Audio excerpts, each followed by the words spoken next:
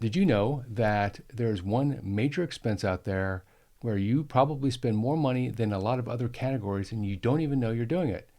And no, I'm not talking about unused subscriptions or setting your thermostat at 68 in the winter and 75 in the summer, or shopping your car insurance. All of those are good things to do to reduce your personal expenses, but this video is about the things that you probably don't see. In fact, in this video, we're going to talk about things that you think are one-off expenses, yet you spend money on them every single month, and they add up to more, in most cases, than a big monthly utility bill.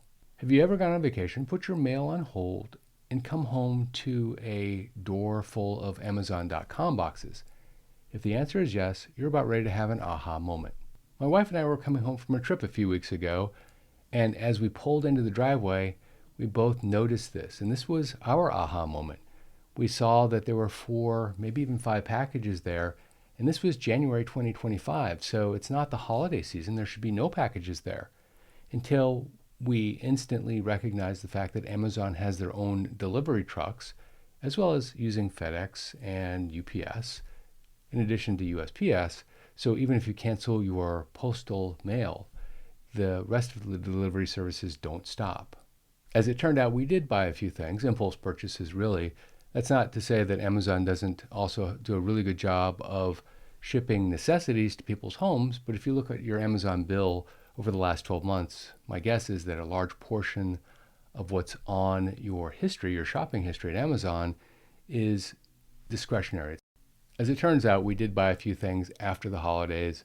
These were completely discretionary, not necessities, although we do buy necessities from Amazon as well. But if we looked at our bill, and probably similar to your bill, I'd say 2/3 of it are things that we don't really need, but we like to have. So point number 1 is Amazon. There isn't really anything out there like it, and people use it all of the time. But what is really interesting about Amazon is that they've created a system that's really good at separating you from your money. For example, if you have an Alexa at home, it is a wonderful gadget to tell you what time it is, what the weather is, and a whole host of other features. But every once in a while, it will tell you that you're running low on toner, or you're in need of some sort of product for the bathroom, or a book from your favorite author was just released and it's on sale. The point is that that little device does a lot more than help you help yourself with information. So how much money are we talking about? Well, it depends on the source, of course. You'll need to look at your own Amazon shopping account, but Money Digest suggests that if you have Amazon Prime, you're spending about $110 a month on Amazon. If you look at ChainStoreAge.com, they suggest that it's $2,700 a year. So it becomes a pretty big number very, very quickly. So my recommendation to you is review your purchases on Amazon over the last 12 months and note what was discretionary and what's not, just so you know what in fact you're purchasing. Because like I said, a lot of times people think it's a one-off purchase, which it would be if you bought it one time.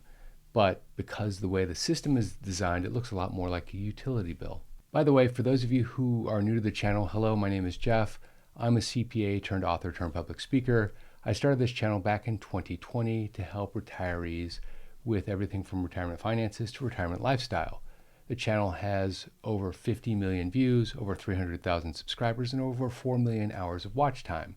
It's something that we're all quite proud of. To date, we have over 300 videos here on YouTube, and we're growing at about 100 videos per year. So if you like this video and you'd like to see more of me, please make sure you click subscribe and turn on notifications so that you get alerted the next time we post a video. As I said, we post about twice a week. Next up are digital tools.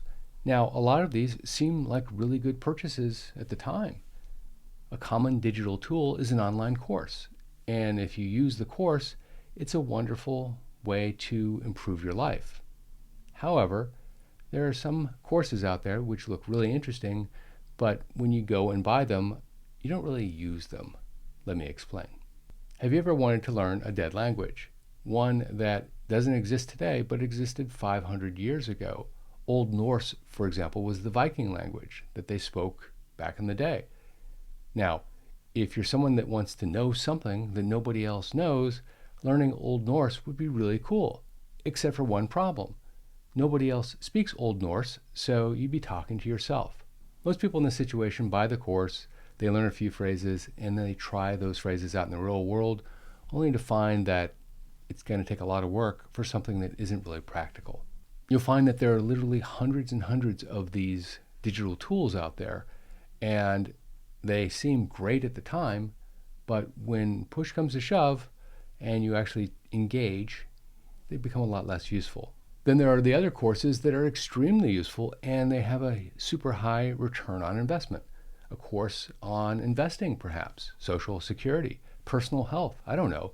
These are all things that jump to mind for me. They're very practical, and practical courses have practical outcomes. And just for completeness, bad courses sound interesting at the time. Bog snorkeling, which is snorkeling in the mud, for example, Old Norse, or kite fighting all come to mind.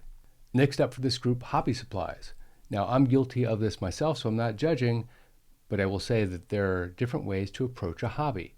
One is a very inexpensive way, and one is what I call the all-in way. A good example is golf. If you join the best golf club, you own the best golf clubs, you keep upgrading your equipment, and you buy the best golf balls, and oh, by the way, you need a golf pro to improve your game. That's going to be really expensive. Add a golf vacation on there with family and friends, and things tend to spiral out of control. And the fact is, golf can be a spiritual experience. For those of you who golf, I golf. I don't golf like that, but I do golf, and it can be very, very useful to clear the mind, if nothing else. And for golfers, this tends to be their one thing. This is the one thing that they engage in, that they'll spend money on, and people don't really have a right to say no. But I will say that that one thing, whether it's golfing, building models, refurbing old cars, can get to be very, very expensive if you don't watch yourself. Just a quick reminder that until the end of the month, we are giving away a free one-page Social Security quick guide. It has a lot of information. It's super easy to use because it's all on one page, and it's my free gift to you. You can find the quick guide at hollyschmidt.com/quick guide. And as always, I'll put a link in the description so that you don't have to stop the video. Next up, event tickets. Now, when you were working, or if you're still working, you'll notice this happening right now, it's hard to find the time to go see your favorite band or bands from back in the day. And the fact is, nowadays, they're all coming through town. And the very nature of this type of band is that it's a one-off event until you see 6 or 7 or 8 or 9 or 10 of your favorite bands that have come through town in the last 12 months. Then it starts to look a lot more like a utility expense. But I digress. The Rolling Stones came through town last year, and we always wonder with all of our bands if this is the last year that they're going to tour. I'd say with the Rolling Stones, that's unlikely. They come through and tour a lot, but you never know. They are getting a bit older. But there are concerts that aren't going to be here forever. Think about REO Speedwagon. For those of you that like REO Speedwagon, you know that they are no longer touring. Some of the band members are still touring under a different name, but it's not quite the same thing. Elton John is another one who just stopped touring. Others still have a few good years left in them. It's hard to tell. But the fact is, in retirement, you have the time. And these bands from your era will be coming through town. Then, of course, there are the completely predictable sports tickets that people purchase because they love sports. And these once-in-a-lifetime games, playoff games, or just games that happen to be available when you're available, tend to cost a lot of money the closer you get to the court. Tickets to Sunday's basketball game might be a once-in-a-lifetime opportunity, but if you happen to be a mad fan and you've done it once, well, all of a sudden, it becomes a regular occurrence, and you get season tickets. Then you add memorabilia like shirts, hats, photo albums, and all of a sudden it gets to be very, very expensive. The final area on our list is excessive gifting. Now this becomes a problem for retirees more than just about anybody else because grandma or grandpa likes to give a gift and the grandson or daughter receiving the gift likes to receive the gift, so everybody loves the moment. But eventually expectations set in. My grandmother, by the way, was really good at managing expectations so that when we did get the gift from her, it felt really good. Now, over the years, we did tend to notice a pattern, and so we would sort of expect it, but that doesn't matter. We all loved it at the time because it was fairly infrequent. We were traveling a lot. My dad was in the military, so she would come to see us. But I also personally know of people where the gifting becomes a problem. One gives cash, the other one takes them shopping. the cash gifts get bigger, the shopping presents get more expensive. And at some point, it spirals out of control. Just remember, if it feels wrong, it probably is. If you like this video, check out that video. Sell these 5 things before you retire. This is Jeff Schmidt, and I will see you in that video right there. Holy Schmidt!